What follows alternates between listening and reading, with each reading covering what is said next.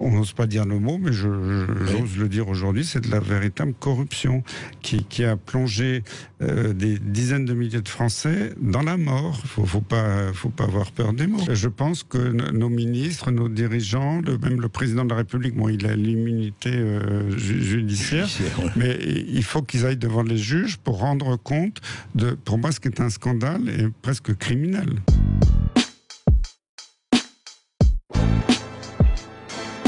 On est dans un délire total avec cette administration surpuissante qui dirige tout. Moi, j'en peux plus. Hein. Honnêtement, c'est la première fois de ma vie que j'ai honte pour notre pays. Moi, quand, vous savez, j'ai fait la pétition avec Philippe Douste-Blazy, que je salue, pour défendre la chloroquine. On a eu plus de 500 000 quand même signataires, ça n'a pas fait scier le président. Mais le lendemain de notre pétition, Olivier Véran a fait un communiqué officiel pour dire de toute façon tout ça c'est pas prouvé, il faut demander l'avis des sociétés savantes, il faut que tout soit prouvé. Savantes. Et les sociétés savantes, elles sont complètement corrompues. La plupart des sociétés savantes, elles ont des centaines de milliers, voire des millions d'euros sur leur compte en banque. Qui viennent de l'industrie pharmaceutique. Donc là, j'étais totalement scandalisé par ce lien de beaucoup d'experts avec l'industrie pharmaceutique et cette corruption. On n'ose pas dire le mot, mais j'ose le dire aujourd'hui, c'est de la véritable corruption qui a plongé des dizaines de milliers de Français dans la mort. Faut pas avoir peur des mots. Et il faut foutre un coup de pied dans la fourmilière et foutre en l'air tout ce système de décision en matière médicale, avec tous ces journaux médicaux qui sont totalement corrompus, y compris les plus grands. Depuis 20 ans environ, tout est parti aux États-Unis dans ce qu'ils appellent les grandes multinationales. Tout est contrôlé depuis Chicago, New York ou San Francisco, où les filiales françaises sont obligées de s'aligner. Et les sommes versées aux experts ont été décuplées. Donc la corruption a été multipliée par 10. Ouais, c'est ça. Et moi, je l'ai vu parce que moi, j'ai travaillé il y a longtemps un peu avec l'industrie pharmaceutique. On m'a donné de l'argent pour faire des conférences, mais j'ai arrêté au bout d'un certain temps parce que j'ai vu que c'était grave, parce qu'à partir du moment, en plus, quand j'ai commencé à prendre des positions publiques dans des instances, je dis c'est pas possible, je peux pas travailler avec l'industrie et dire ce que je dis. Pendant 15 ans, j'ai présidé le comité technique des vaccinations. Je peux vous dire que si j'avais accepté les propositions des fabricants de vaccins, je serais millionnaire aujourd'hui. Mais j'ai refusé parce que c'est pas ma vision de la médecine. Ma médecine, c'est de soigner les gens, de dire que quand je soigne quelqu'un, est-ce que je le ferai comme si c'était pour moi, pour ma famille. Et tous les médecins généralistes aujourd'hui pensent la même chose. C'est une honte absolue que l'État, c'est une première au monde, ça s'est jamais vu, interdise à des médecins de prescrire. C'est un scandale absolu quand on voit que le Conseil national de l'ordre des médecins a pris la suivi et a menacé de radiation des médecins, que la NSM, l'agence du médicament, a commencé à inquiéter des gens, y compris moi, parce que on a reçu dans notre service une lettre de la NSM en disant comment ça se fait que vous ayez guéri des malades, c'est pas du tout normal. Vous n'avez pas guéri selon les règles. On est dans les médecins malgré lui, c'est Diafoirus, c'est Molière. C'est Molière. J'avais un collègue interne il y a longtemps dans la salle de garde du vieil hôpital Claude Bernard qui avait écrit sur les murs il vaut mieux une bonne autopsie qu'un traitement sans preuve. Bon, c'était de l'humour noir.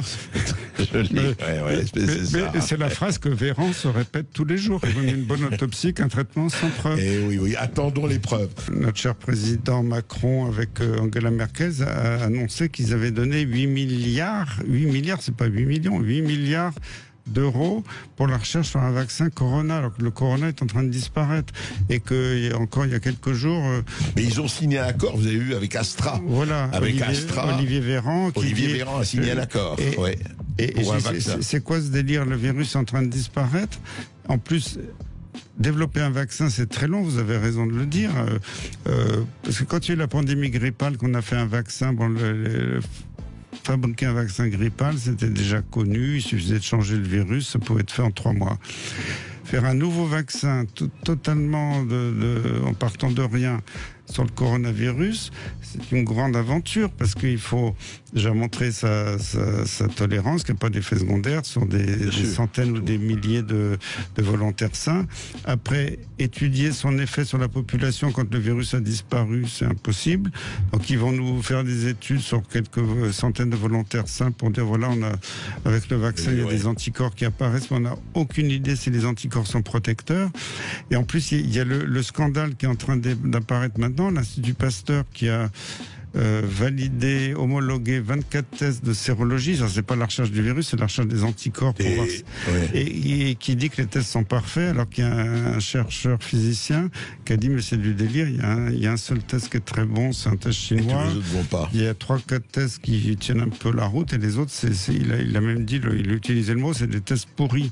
Donc on va nous faire croire que nous Français, parce que moi j'ai plein d'amis de loin qui m'appellent en disant j'ai fait le Covid, j'ai eu la perte de goût, de l'odorat, des troubles respiratoires. Et les 3/4, ils ont des tests négatifs. Donc, c'est-à-dire que ces tests ne sont pas bons. Oui, ils ne suffisent pas.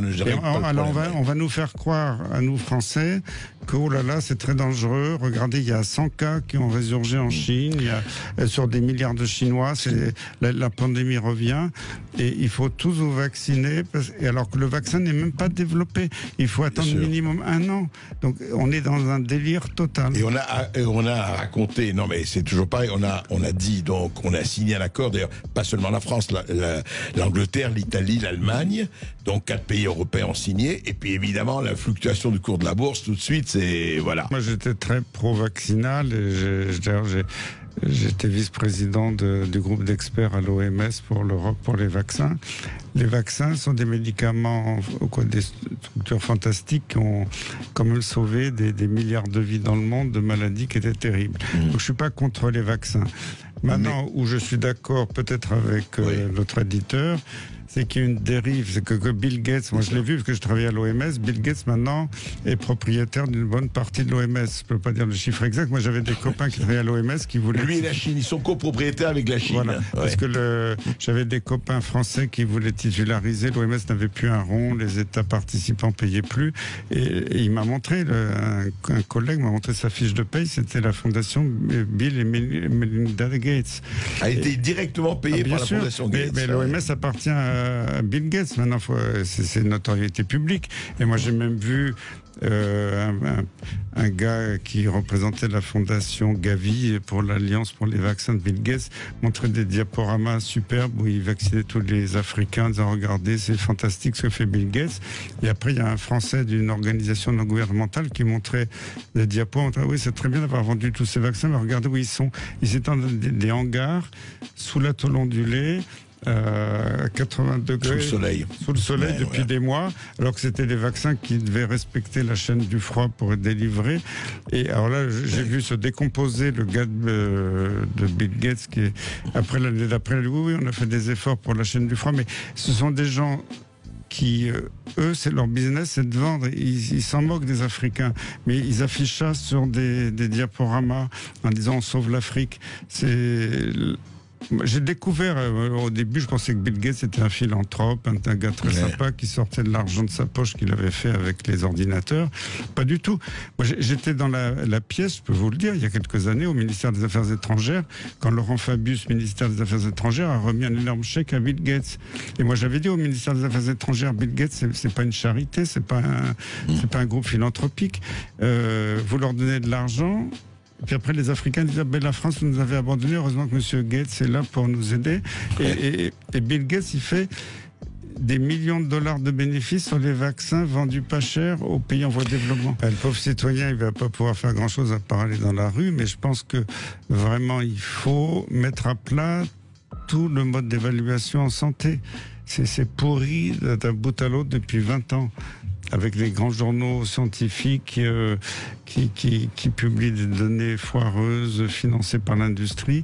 Et malheureusement, tous mes jeunes collègues, ils font leur carrière pour être professeurs. Ils doivent suivre le système, publier dans ces journaux.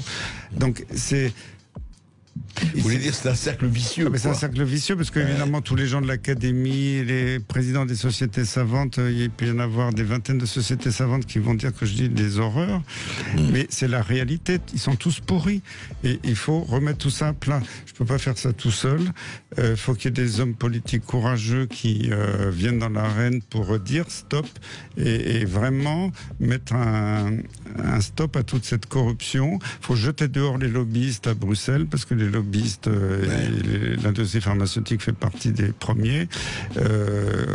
Jouer un rôle. Moi, récemment, j'étais contacté par un gars qui était lobbyiste à Bruxelles, qui travaille dans l'industrie.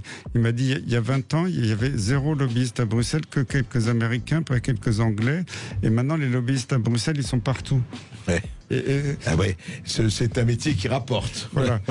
Si vous êtes malade, vous prenez de l'hydroxychloroquine, si vous pouvez en avoir de façon presque clandestine maintenant, de l'azithromycine ou de l'artémisia, qui est une plante qui marche remarquablement. Les Chinois l'ont montré, ça a été redémontré en Afrique. Comme nos autorités sanitaires sont très vigilantes, l'artémisia, la France est le seul pays qui interdit la commercialisation de l'artémisia. Donc en France, j'ai honte, j'ai envie d'émigrer à l'étranger ou dans un pays libre, parce que le pays des droits de l'homme, le pays de la liberté est devenu le pays où on n'a plus le droit de rien faire.